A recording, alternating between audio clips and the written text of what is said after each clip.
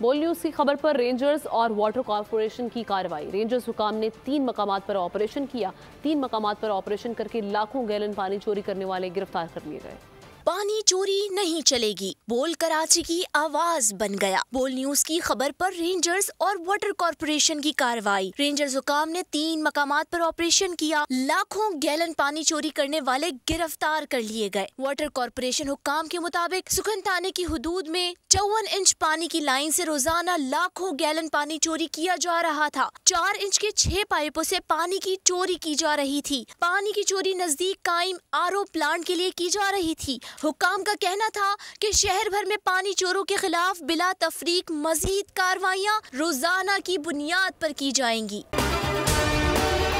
अगर आपको ये वीडियो पसंद आई है तो हमारे चैनल को सब्सक्राइब करें और बेल आइकन पर क्लिक करें।